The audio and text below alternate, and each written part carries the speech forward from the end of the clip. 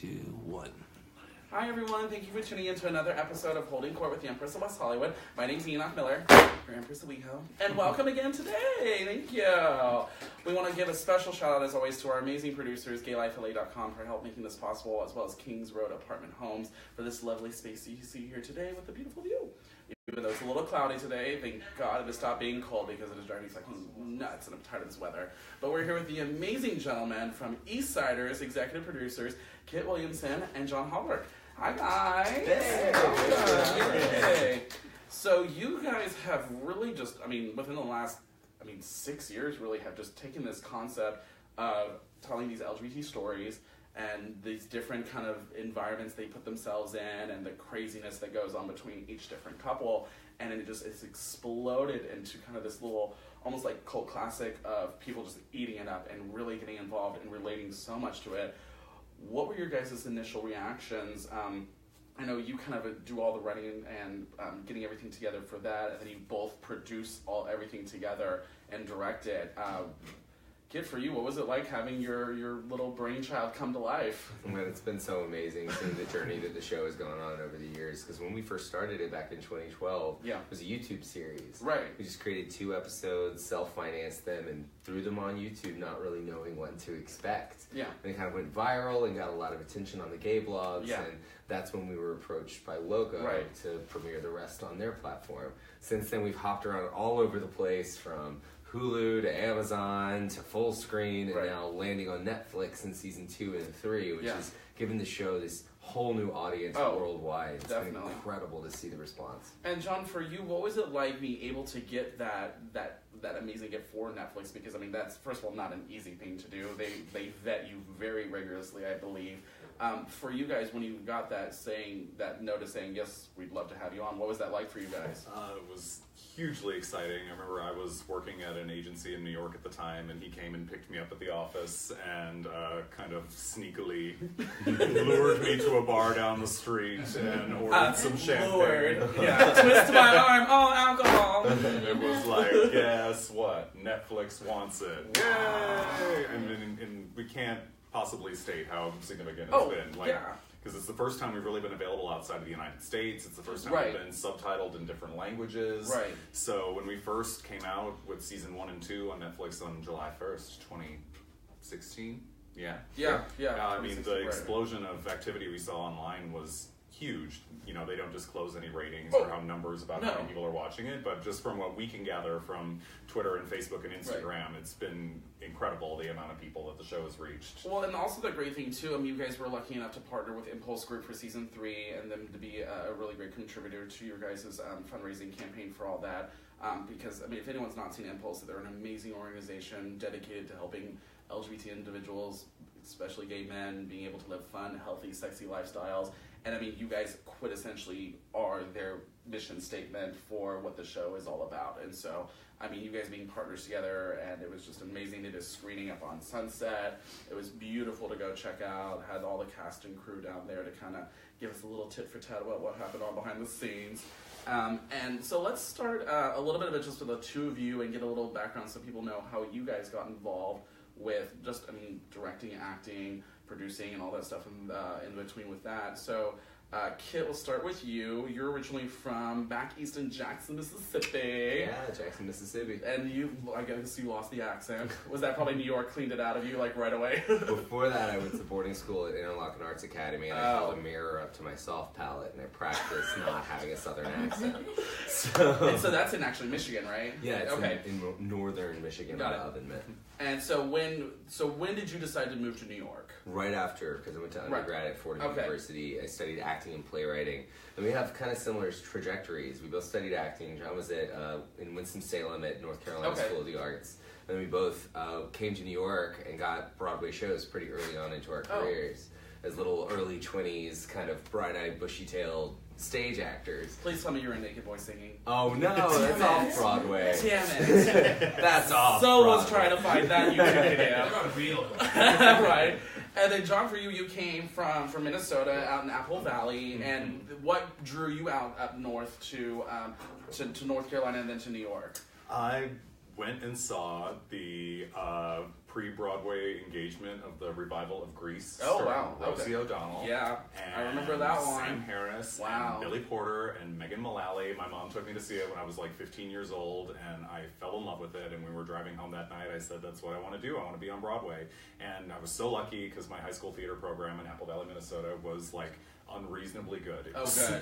So amazing. We had these two incredible directors, Shelley Potter and Mary Sue Wadey, who were best friends and ended up being some of my best friends in my life, and had an amazing time making shows with them when I was a kid, and then ended up going to North Carolina School of the Arts to get my BFA in acting, and that was also an amazing experience. Then went straight from there to New York City. So how did the two of you meet? Was it on a show? Was it out and about? Like, kind of, what was your perspective, Kit, of how you guys meet? Because then I'll ask John his. Well, the Broadway play that I was in, Talk Radio by Eric Gagosian, was having a party at the third floor bar of Angus McIndoe, which used to be this theater district establishment, partially owned by Nathan Lane and Matthew Broderick, and all the Broadway shows would have parties and events there. Okay. And John was bartending on the third floor. And a mutual friend of ours, Christy Puz, who's in the cast with me, had gone to NCSA with John, and she just went up to each of us individually and said, John's single and not crazy, and walked away. It's honestly, everyone jokes about like, why do you have to mention he's not crazy? Because, girl, it's New York. Yeah. And everyone's fucking crazy. And so she's working you two a little bit. What was his, like, when he comes up to you and says hi, was he like trying to play it cool, or what was your initial experience of this man soltering up to you? Well, we had been making some enchanted evening eye contact across the crowded room. Did she notice? I mean, I'm not sure what sparked in her to make her, like, I've never asked her that. Like, why did you, like, come up to me and say that? Because I was obviously noticing it, I guess. Well, and vice versa. And clearly you're not the only gays in the room, so it's not like one of those things like, oh, you're gay, you should be together. Which is perfect. And so you guys get together, start dating, kind of doing all that. When did you guys decide to actually, like, move in together and be, like, an actual couple? Last week, right?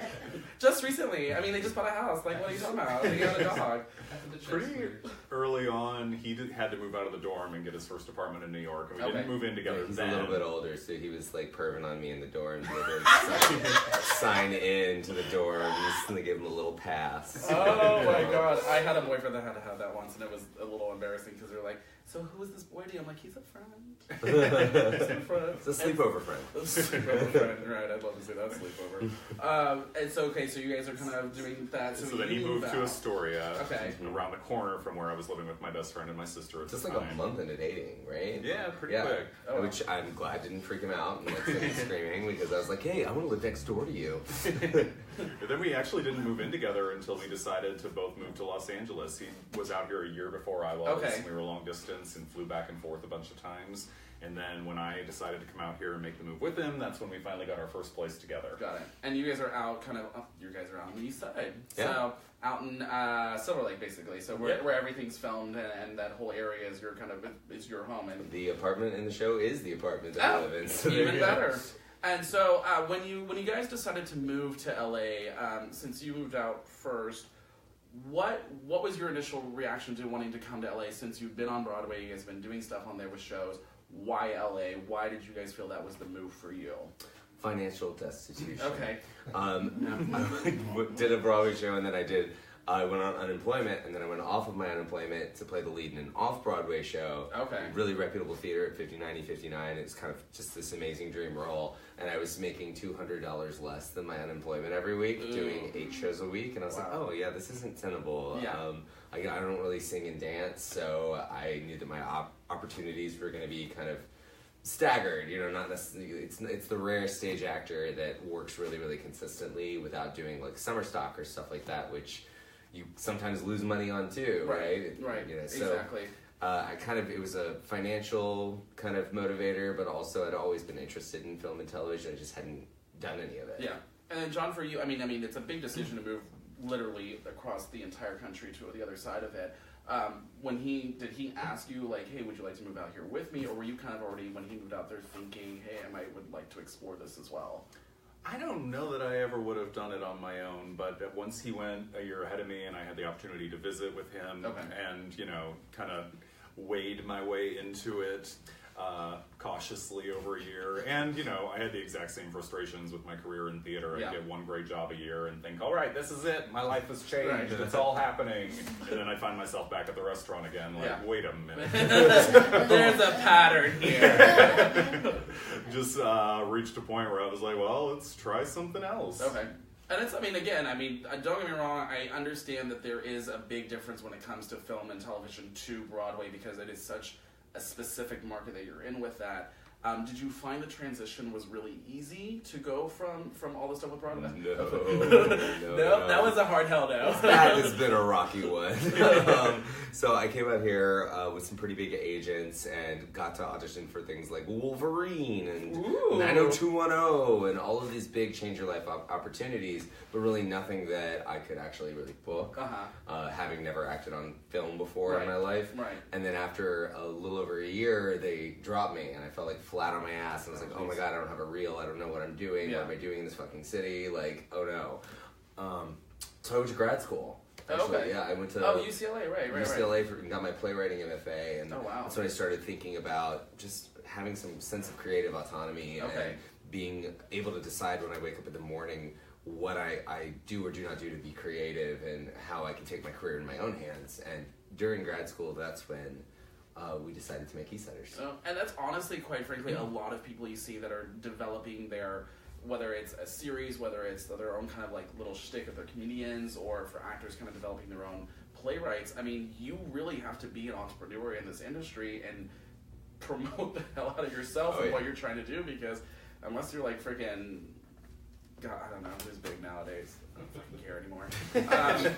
They just saw the Oscars and they're just like, But, I mean, you really have to be your own big agent, manager, producer, you have to wear every freaking hat in the book. You don't get discovered at the fucking drugstore anymore. No. You know, you have to actually create your own proof of concept unless you're like an 18-year-old model, right? And even then, you're sleeping around. You're doing casting couches. We know what that means. That's your proof of concept. That's your proof of concept. Bottoming. So you guys came up with this idea when you were here in UCLA and you were doing playwright. Was this an idea you already had in your head from a while, or was this just like, oh my god, this idea started brewing from a class you were doing or something like that? What was kind of the initial, how did this get born? I just remember looking around at different sort of gay narratives and thinking like, well, I don't really see that many kind of queer stories about people fucking up their lives and making mistakes, and that's what interests me as a playwright. That's what interests me as an actor. It's just what interests me about art.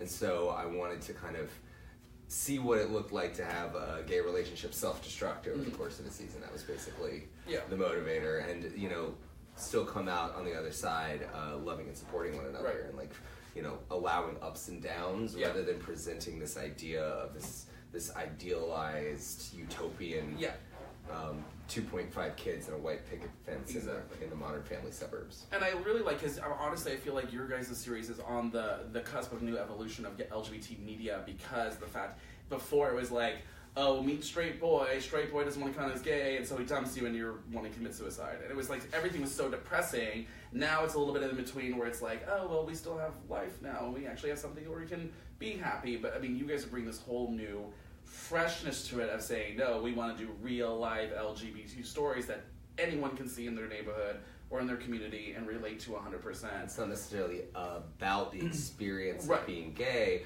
but it is resonant, should hopefully resonate with a lot of people's experience as gay people. Right. It's a subtle distinction, but this isn't like a story about discovering your gayness. Yeah, exactly. It's just basically this is following the lives of just, they happen to be LGBT individuals, and some of them aren't even LGBT either. So, which is great that you play with all these different dynamics as well, and it's the aspect of too of the how sexuality is just fluid in and of itself, because you'll have a lesbian with a guy, or a guy with a lesbian, or like they mix it up all the time, and it's just, I really like that nothing's ever set in stone to gay, lesbian, straight, bisexual, transgender, all of it. It's all kind of mixed and matched in there.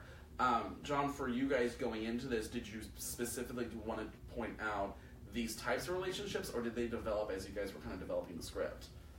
I would say it developed as we were developing the script, and, you know, as we were developing as people. It's kind of been a natural progression, and, we've been making the show over 6 years, and that's, relationships change and grow a lot in that amount of time, and the show reflects that it's been 6 years. It doesn't season 2 doesn't happen the day after season 1. Right. Time has passed, right. So we're really seeing these characters evolve over the years. Yeah, and I really like that too, because it does give you that nice, like, there's this progression and a natural progression of these characters that you would see if you were just had your friends out and about here in the neighborhood. And I think that's one of the reasons why there's a larger, apart from the Netflix of it all, that's another reason why I think the audience has grown with each season. Agreed. Is because there's something unusual about being able to watch 3 seasons and 6 years of the evolution of a gay relationship. Yeah. We don't get those long form narratives very often. No. We're used to a storyline on a network procedural maybe where we're like, oh wow, boy meets boy, and isn't that great that we're included in this? Yeah. But that kind of deep dive into the nitty gritty of a relationship is a rare thing. Yeah, and I'm just gonna read like the Cliff Notes version of what just sums up the whole series, because if anyone hasn't seen it, watch it first of all. But second, here's kind of an idea. It's basically a series about a gay couple trying to stay together through infidelity, drunken outbursts, and double standards, because quite fucking frankly, that is all of us to a T, of just being, first of all, drunken standards, and outbursts, that's me.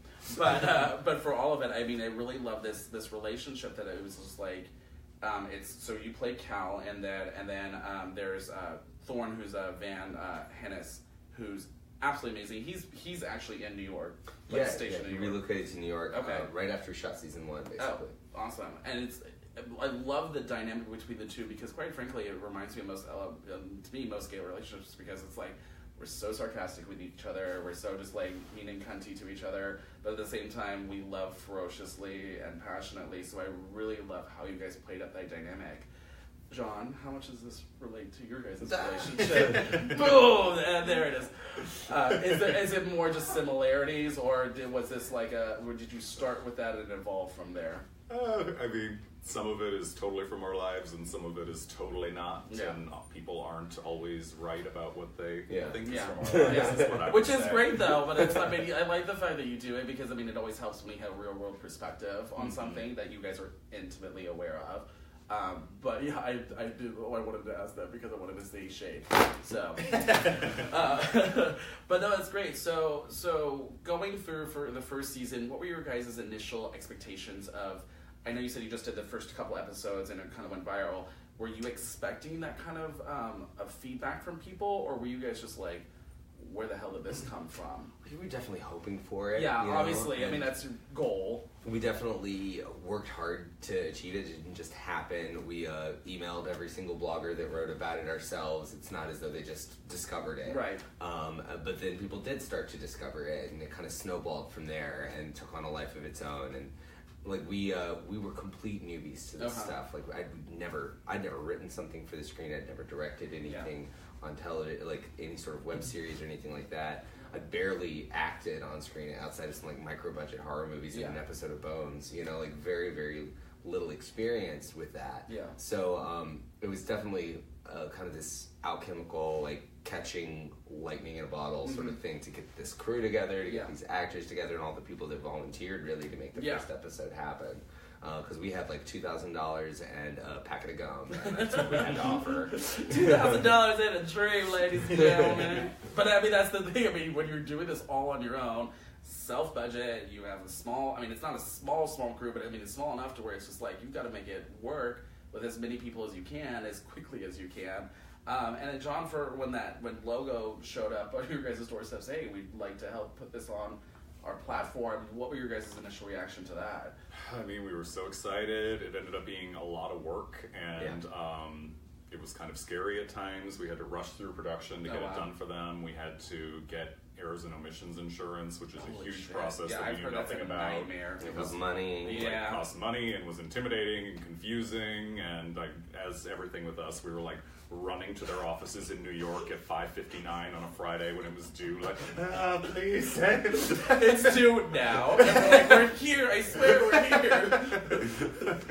So I can see how, again, you're learning this as you go, and you're kind of just figuring it out as it is. What would you say was the biggest initial hurdle from those first couple episodes to completing the whole rest of the season for you guys to really kind of to put that product together to where you guys were happy and satisfied for what you guys have done?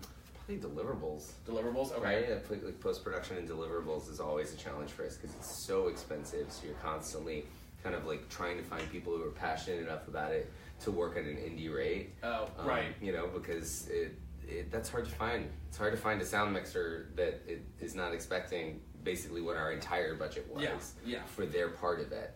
You know, and throughout it, like now the kind of big juggling act for us is you know, managing people's expectations, finding the right collaborators, because a lot of people say that they know and understand what budget you're working on, and then they've got some other perception in their head and some other reality in their head, and they don't really hear you when you know, kind of try to tell them, well, this is what this is. Yeah. You know, like, no, there's no more room. This is what you get, and that is all. Yeah.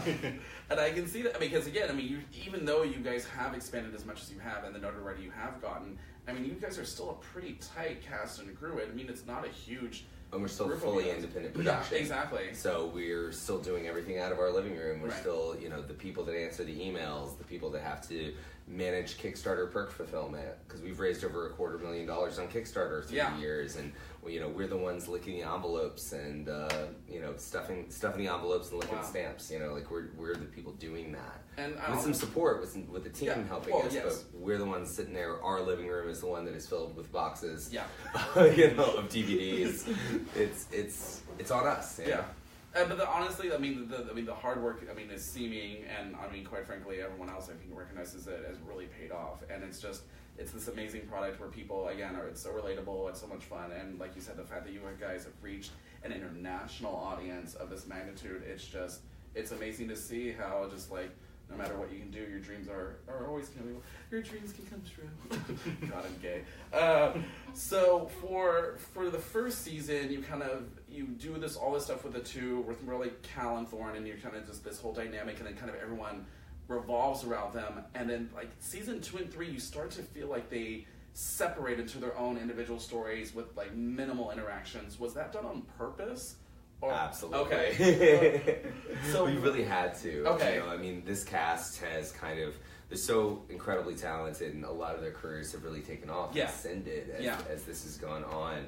You know, so we've had to kind of be mindful of like the fact that we're not really able to reserve everybody's total availability, like the way that you would on a normal television show. You'd say, "Cool, we've got you. Yeah. We own you." Yeah. You know, like, don't go booking anything else for these 3 months. Right. So we are block shooting like we're a long feature film, but at the same time, we're kind of like really breaking it apart. And I write very specifically too to say like, okay, this person's scenes need to be able to be shot out in sequence. I'm not getting them for a scene on Tuesday and a scene on Friday. I'm shooting all their scenes that I can, back to back to back, and out of sequential order. Okay. So that's the hat trick of it for the production side of things. It's really challenging, but the actors are up for the challenge. They're so incredibly talented, and that's been reflected in how much pretty much everybody's career has blown up since the show. No, agreed. And then John, for you guys getting the cast you wanted, I mean, initially probably it was just, I mean, getting who was available and like quickly trying to get whoever was wanting to do it. But I wrote for everybody pretty much. You did? And season 1, it was mostly like friends of ours, like Constance Wu was in an acting class with me like the first month that I got into Los Angeles. And we've been friends now for about 10 years. Like who else? Like Brandon Brown went to school with John at Apple Valley High School in Minnesota. We didn't know Van and Matt McKelligan when we started. They were the two people from the first season that we didn't know. Got it. And Van was recommended by an acting teacher. We actually had a really hard time prior to meeting Van finding that part. Just challenging, you know, to find somebody that talented that can pull off all of that. And then Matt McKelligan was the only character that we auditioned anybody for season 1. Really? So he was the only one out of all that. Wow, that's impressive. I mean, and also he plays, I mean, a really essential part in that whole story dynamic between the initial protagonists of making sure that it's like, oh, they both just cheated on each other with the same guy, and they're not telling each other that they did it. But they know that they did it, but they don't know that they did it. I mean, it's like, I was the intrigue of it all was nailed, but I loved it. I was just like, you can't write this shit because I've seen it. It's like, you see this stuff happen so often, it's like, you know you both have just slept with the same guy, right? It's like, and you guys play that off so great. You get some really great ones here in season 3 too. I mean, you have Max Emerson, you have Colby. Oh wait, I'm always in space on his name. Colby Keller. Colby Keller. I was going to say Colby Keller, and I'm like, no, that's wrong. Colby Keller. Can you count me in? My God. Right. And so, what were they specific? Oh my God, Willem. She's amazing too. What was your working with, especially these big personalities? What was the dynamic you had to do in order to find these people to kind of fit also into the characters you're wanting to? I mean, you're writing for them, but it's all come about really organically. Okay. Actually, I mean, it's people that we've met socially or we've met professionally, and that's sort of the opportunity arose to write something for them, and so I did. I knew that I wanted to write a character for a drag queen to play both in and out of drag. And obviously William is a hugely talented actor and had just done a show that Stephen Guarino wrote and directed of Showgirls Live. Yes. And I got to come see that and meet Willem afterwards. I was like, oh, why would it be anybody else? This is perfect. And she does it, I mean, beautifully she really just plays herself, which is fantastic because she is just as big of a goofball and smartass in and out of drag, and she plays that character. There's a lot of really big differences between the characters, kind of emotional thing, and I think Willem tackles that so well and grounds it and makes it feel real. And she just makes it so, and she just brought that character to life in such a positive way. I mean, I can't say it because I want to say it because this is a spoiler, but I mean, if you watch it in season 3, there's an amazing scene that she does that happens that's really great, and the way she does it is exactly how I would see Willem doing it, and I love it. So I don't want to spoil it, but you have to go see it, and then you'll know what I mean. You mean mine? Yeah, mine. Yeah. So ask me. Mine. It's it is exactly how I would see her doing it, and it was I lost my shit. It was the greatest part about it. And so season 2 really, I mean, first of all, you see the production level just go way up. You guys really took it to the next level with that. What would you say is your the hardest thing with season 2 now? You've got season 1 under your belts, but it's a whole new beast. What would you say your biggest issue was with that season was? It was so much bigger in every single way. Season 1 was largely 5 central characters talking to each other on couches and in beds. Yeah. And, which you love. Mostly in beds. Mostly in beds. Which you guys get some great scenes of you and Van, just in your underwear, sitting there talking, and it was just kind of so enthralling watching that without being super sexual, which I really loved how you guys did that. Because everything's pre and post-coital in the first 2 seasons. Mm-hmm. Season 3, not so much. Oh, no, not at all. I gotta get to it, binge it. But that was important to me too. It was so much gay content is just driving towards and fast forward to sex, and I wanted to kind of subvert that. You're we're gonna be in the bed all the time. But you're not gonna see a damn thing. Suck on that. Season 2, the world got so much bigger. The cast went from 5 people to, I don't know, 60. Yeah. There's 60 characters. So everyone. A lot of characters, so many locations, huge locations, big company moves. We had to set up that art gallery the night after we shot all day at Echo Park Lake. Yeah. So it was just a huge undertaking, a much bigger team, so many more parts to manage. Permits, insurance. That I know how those things are a bitch, especially with cities and working with permits and all that stuff with that. Those are not fun at all to do. Especially in LA. Yeah, especially in LA. Because have you ever been to City Hall in LA? That place is a nightmare. Everyone thinks West Hollywood's bad. I'm LA City Hall is, loving it to death, but Jesus, they need a map of the map of the map to figure out what the hell you're doing in that place. So then for season 3, again, even bigger than seasons 1 and 2 by then some, and the fact that you guys shot across the entire U.S. What the hell was that like? Doing all those different cities and all those different locations. Well, let me first ask, how long did that take? It was about 21 days. Okay. For the road trip section. Yeah, for the road trip section. Which, again, is the huge first, it's almost the first half of the third season, basically. It's for that 6 episodes. Yeah, for the 6. Yeah, so the majority of it. We left New York October 10th and got to LA by Halloween. Oh, wow. Okay. So that's not too... it's not great, but it's not too bad. That's again, but you guys were doing a lot. We were ready to be done by the end of it. Oh, God. Yeah. Tell you what. I had almost lost the ability to speak. When I was directing that last day, I forget what went wrong, but something went wrong, and I was just I don't know. I don't know. I give up. So I want to hear about, I heard there was this fun little thing about a trail driving up with the with the camper. Oh God, that was in Idaho. Tell us that little story, because I heard someone was about to kill a few people with that. We didn't get to do any scouting anywhere that we went. We just kind of went as we were going, figuring out where we were going to shoot, what we were going to do, and where we were going to stay. And so while we're on the way out there, I picked out an Airbnb because it looked like there was room on the grounds. I was doing like Google satellite search so I could like look at where it was like and whether or not we could shoot some like while you guys were all traveling during this. Right before. So right before. Okay. Yeah. So this is all before. We booked this Airbnb, so it's waiting for us. It's ready to go, and failed to realize that I knew it was up a mountain. Okay. But I failed to realize that it was up a dirt road with no guard railing. Oh shit! Littered with elk jumping across, like bounding down the hill. And the first time that we got there, we let the lead car go ahead with Van and the crew, and we went to get pizza and booze at the Albertsons to bring to everybody. Okay. It's really important you don't end the night on a road trip shoot without getting a drink in somebody's hand if you want them to wake up and work in the next morning. Yeah. A few nights we did screw up and we like arrived to the town we were staying in after the liquor stores had closed and mutiny. Yeah. Mutiny, man. Mutiny in South Dakota. But in this case, like, Van gets there before me and he calls us and he's like, no, I don't think you should do this. I don't think you guys should do this. You won't make it. It's like, what do we do then?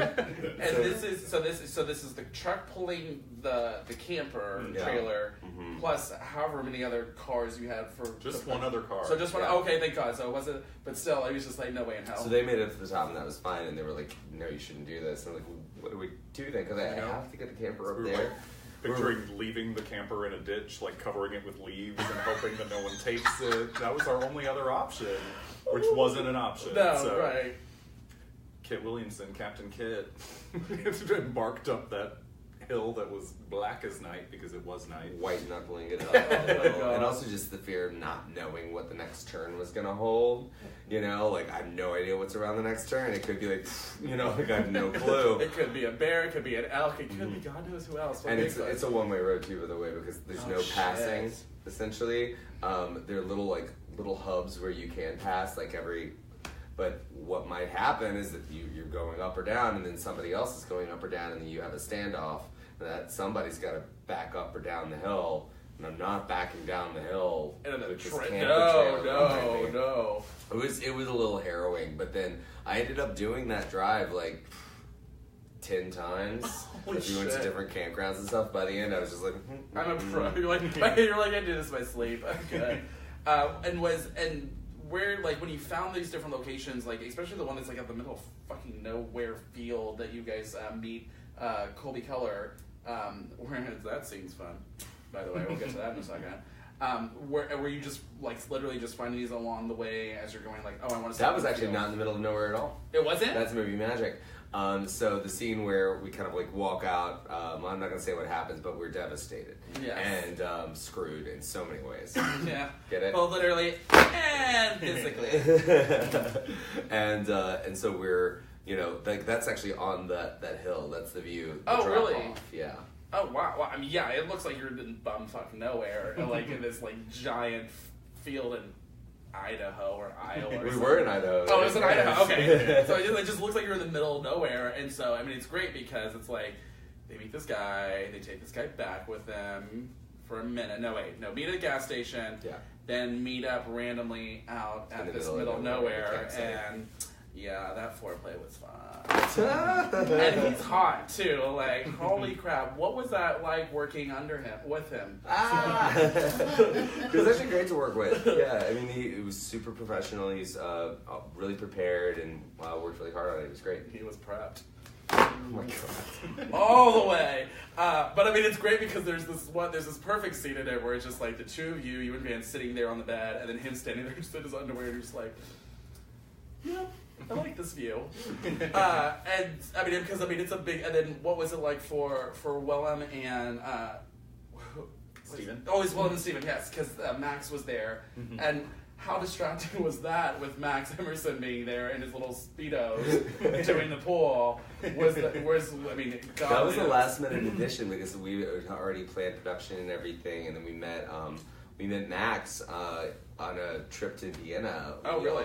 Went to the Life Ball to promote Life Ball with the Vienna Tourism Board, which Life Ball is just crazy. It's so amazing. Yeah, we became friends on that trip, and then kind of had the shoot right when we got back, and I were thinking, God, like Max should totally be the pool boy. Why not have a pool boy? Why not have it be Max, and why not like write a couple of scenes for him? Well, it's also Palm Springs. Everyone has a fucking pool boy. Yeah, I mean, they have to, and it's always a gay pool boy. I mean, quite frankly, because it's Palm Springs.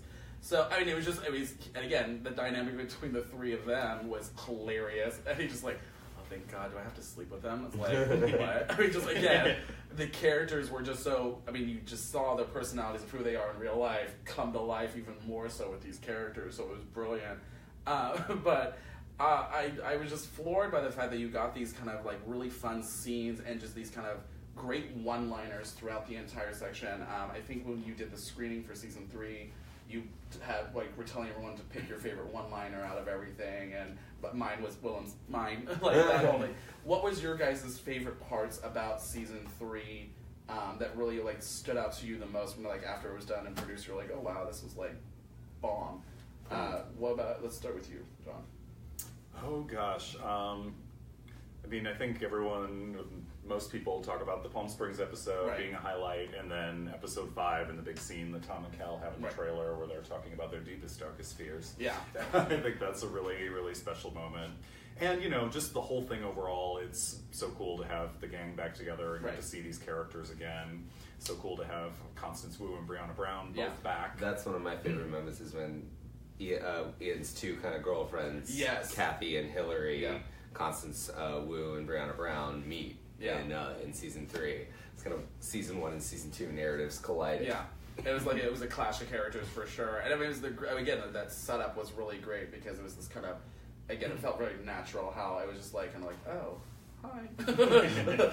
And it was really fun. And then so I mean you guys again balls to the wall with this, and it's been amazing on just again producing and putting it out there. You were actually just awarded a Queerty at the Queerties of 2018 for Best Web Series. So congratulations to you guys on that. Thanks. I want to point out also, I mean, these guys have done nothing short but get award after award. You've had LA Weekly's Web Award for Best Drama, Indie Series Award for Best Ensemble twice, International Press Academy Satellite Award nomination for Best Short Format Programming, Emmy nominated. What the hell? Awesome. And then there's the Daytime Emmy Award for that one for the Outstanding Actor in a Digital Daytime Drama Series. I mean, you guys have just been racking them up since 2012. It's like, what the hell? Where when the success just started rolling in with each next season that came out, what were you guys thinking? Like, how are we going to top this next season? Like, John, for you, what was it like? Were you like, oh my God, can we do this again? Or were you just like, no, we're gonna do it again? There is always a part of me that wonders if we can do this again. Yeah. But there's always a part of us that says we're never doing it again. Right. Like literally we say out loud, pretty much like right after we wrap production every single season, we're like, well, that's that. You're like, it's done. We're done. That's a wrap. It's usually like right after I crash a car because I'm so stressed out. I'm like, all right, we're done with it. We're done with it? Okay, cool. Then you slowly forget the pains of childbirth and start to think, maybe we should do it one more time. Just one more time. Yeah, maybe 4 kids. Maybe, I don't know. Just one more. Just one more, mommy. I can do it. And thankfully, I mean, he's so brilliant about coming up with ways to reinvent the show and make each season special in its own way, so it's not just retreading the same territory. Yeah. We're not still wondering if Cal and Tom are going to break up to be with Jeremy. It's moved way beyond that. And he's so great at reinventing it and evolving. Yeah. I mean, you guys have hit an amazing peak with it, and it's just, I mean, again, it's just gotten better and better from just a little 2 series on YouTube to now Netflix, of all places. If you were to do another season, what would your goal for this one to be, Kit? What would be the overall? I mean, obviously not to be specific, obviously, because you don't know. But what would your overall goal for them to progress in this next season if you were to create a 4th one? I think if the show were to continue, I try to write each season as though it's the last, and have it be a standalone narrative, right, as well as fit into and echo the themes of past seasons. And if I were to write another one, I would want to kind of check back in with every. I know it would have to be set in Silver Lake because I'm not willing to do another cross-country road trip. Well, I mean, that's nearly killed us. Yeah, yeah. Again, across the United States, filming, doing everything, 21 days. That is insane. And just kind of like figure out what how all their lives intersect now that they're all back in the same place again. Okay. And what's changed because every. Like we said, every season takes place kind of in real time. Right. So it would be a year after they get back from LA, get back from New York from the road trip. Right. We're not just going to pick right back up with them arriving in Los Angeles. Yeah. Going to see, all right, well, they've established new lives, and what do those lives look like, and who's friends with who still, who's seeing who still, and how things changed. And then on a viewing platform, would you guys hope that this would progress to something outside of streaming media? Or would you like to keep it on like the Netflix platform? Honestly, I watch everything on streaming media. Right. I think that we're seeing the line become blurrier and blurrier. True. Between streaming and television. Right. Certainly in the case of something like Orange is the New Black or House of Cards, that's just television. Right. It just happens to be streaming, right? And that's reflected in all their Emmy Awards, right? And Golden Globes and all of that. Their prime time technically. You're Emmy nominated. So, you're right up there with all of them neck and neck. So, I mean, I could totally see this being potentially on a network. I mean, fingers crossed. Knock on. I don't know. Who's got wood? Who's got wood? But really, I mean, for you guys, I mean, you just like exceeded expectations time and time again. And you've just gotten bigger and bigger and bigger. And it's just so amazing to see this, again, natural progression, but the fact that you guys your hard work is so paid off in such a great way. For you, John, going forward for another season or anything like that, would you guys like to do a different type of project and maybe rework something else? Or what would for you like to do if you did another thing for this next year? Whatever different series? Either a different series. Would you like to do something more? Like, I'm just curious, what would you like to do?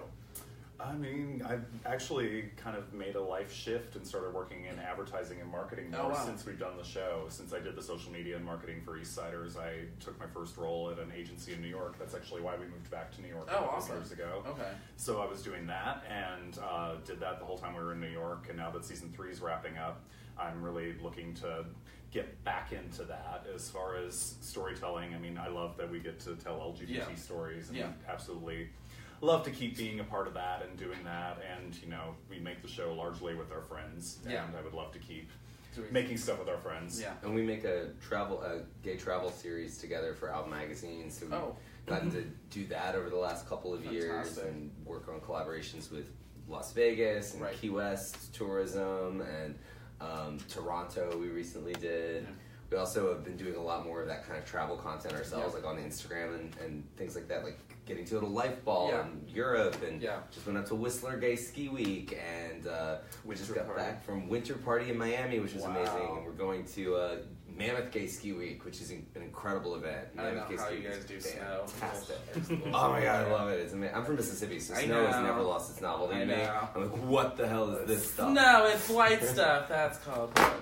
But I mean, for you, kid, I mean, was your heart like fully set on doing another season for EastSiders, or would you like to do a completely different project? Well, I sold a pilot to CBS last year that didn't end up going, but I have a couple of other projects and pilots in the pipeline that I've been taking out. I'm shopping.